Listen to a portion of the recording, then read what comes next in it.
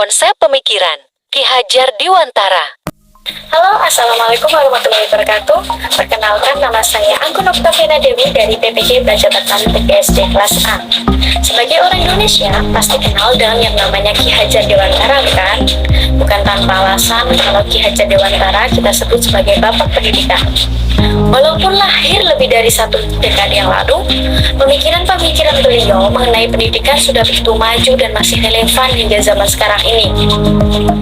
Di sini saya akan memaparkan pemikiran-pemikiran beliau dan bagaimana menerapkan di dalam kelas.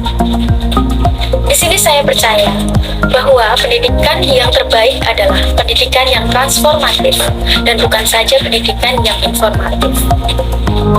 Sebagai seorang guru, kita harus tahu apa makna pendidikan dan tujuan dari pendidikan itu. Menurut Ki Hajar Dewantara, pendidikan adalah tuntunan dalam tumbuh kembang anak. Oleh karena itu, pendidikan bukan saja mengenai pengetahuan atau pengajaran formal di dalam sekolah. Juga bukan hanya pengetahuan di dalam buku teks anak-anak, melainkan semua pengalaman-pengalaman yang menuntun anak dalam proses dia menjadi dewasa nanti. Dari definisi ini kita tahu bahwa guru yang pertama dan utama bagi anak-anak adalah orang tua. Pemikiran Ki Hajar Dewantara juga melihat bahwa setiap anak itu unik dan berbeda sesuai dengan kodrat alamnya sendiri. Seumpama tanaman, ada berbagai macam tanaman yang ada di kebun kita. Ada tanaman padi dan ada tanaman jagung yang berbeda dan unik sesuai dengan kodrat dari tanaman itu sendiri. Begitu juga anak-anak di dalam kelas kita. Walaupun usianya sama dan berada di kelas yang sama, namun mereka memiliki potensi dan keunikan mereka masing-masing. Hal ini adalah sesuatu yang lahir bersama dengan anak-anak yang merupakan anugerah dari Tuhan Yang Maha Esa.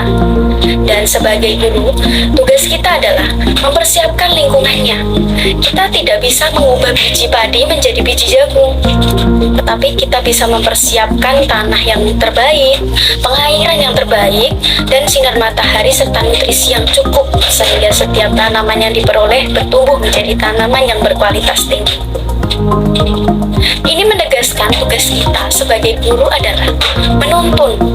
Tugas kita adalah mempersiapkan pengalaman-pengalaman belajar yang terbaik untuk anak-anak, supaya mereka mengeluarkan potensi yang maksimal dari diri mereka sendiri.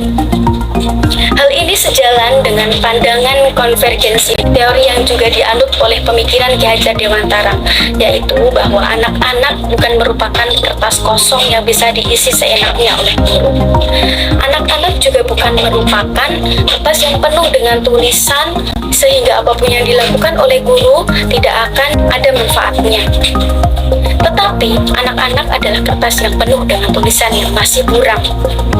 Tugas kita sebagai guru adalah menebalkan segala tulisan yang baik di dalam diri anak-anak tersebut, yang artinya anak-anak lahir dengan potensi yang dimiliki, dan tugas kita sebagai guru adalah mengeluarkan potensi yang terbaik dari anak-anak. Nah, sekarang kita jadi paham kan kenapa nama sekolah Ki Hajar Dewantara adalah Taman Siswa? Selain tidak bisa dilepaskan dari kodrat alam, pendidikan juga bisa dilepaskan dari kodrat zaman, yang artinya pendidikan harus sesuai dengan zaman di mana anak tersebut lahir dan harus mempersiapkan anak-anak untuk zaman tersebut. Oleh karena itu, sebagai guru, kita harus jeli melihat perkembangan zaman sehingga kita dapat mempersiapkan anak-anak menjadi pribadi yang mandiri dan juga pribadi yang dapat berkontribusi kepada masyarakat. Dan untuk berkontribusi terhadap masyarakat, pendidikan tidak hanya bicara soal pengetahuan saja, melainkan juga soal karakter atau budi pekerti. Pengetahuan ditambah dengan keinginan yang baik akan menghasilkan tindakan yang baik pula. Itulah yang disebut dengan pendidikan yang holistik. Dari pemikiran Ki Hajar Dewantara ini, saya sebagai calon guru diingatkan kembali bahwa pendidikan sejatinya harus berfokus pada anak, bukan kepada konten, bukan kepada buku teks, kurikulum, atau bahkan fasilitas teknologi. Tetapi, bagaimana menggunakan semua perangkat pendidikan tersebut untuk menciptakan pendidikan yang mengeluarkan potensi anak, sehingga dia dapat menjadi yang terbaik sebagaimana Tuhan menciptakannya. Dan untuk melakukannya, sebagai seorang guru, tentu saja kita harus terus belajar dan mengembangkan diri mengikuti perkembangan zaman. Dengan tetap berupaya untuk mengenal anak-anak didik kita semakin hari semakin baik.